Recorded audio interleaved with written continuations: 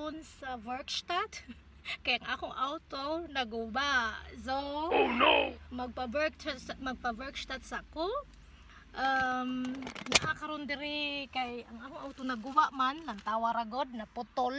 So, I need to hail this one kay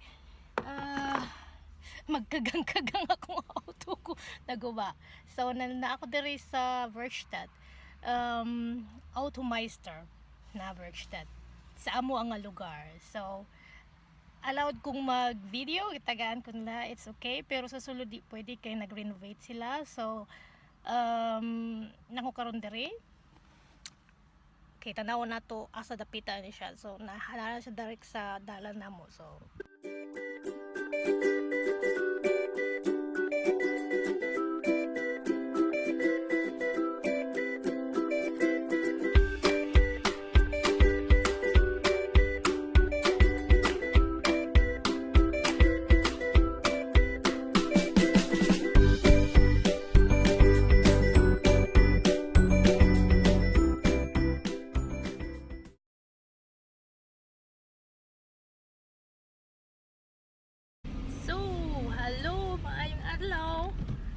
ni ang continuation sa ang vlog about nga ang akong auto naguba. So mag-drive na ko kay na ako'y schedule nila ilang ayuhon akong auto karon. So akong dadnong auto dito.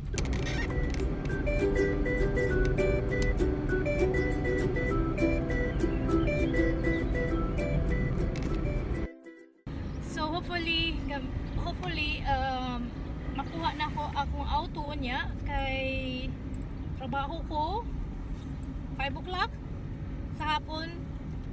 Needed na akong auto, kung dili maglakaw na lang ko, maglakaw na lang taan walay auto, initra ba kay staran sos Maria Josep. Ayun na nga itong auto dire gubaon. So ato na ta. So, bistan. So, tuan ako gihatag na akong schlusel. Needed mangud nila ang schlusel kay para mahuman mag-wait lang kuno ko. Pagspatsiran lang ko kay bisyan para nga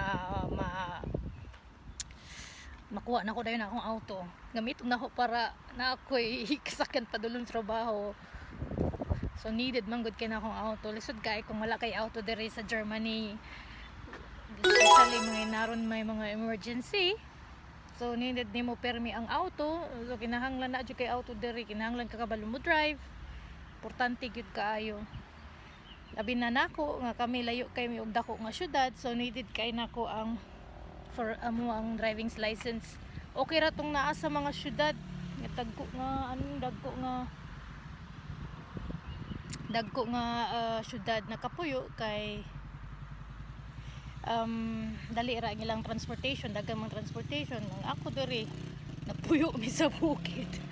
Layo kami daw syudad, so kinahanglan pa mi mo travel og 45 minutes para makaadto sa mga dagko nga syudad, or mostly 2 hours pa kung magkalisod. So maglakaw-lakaw sa kong gadget.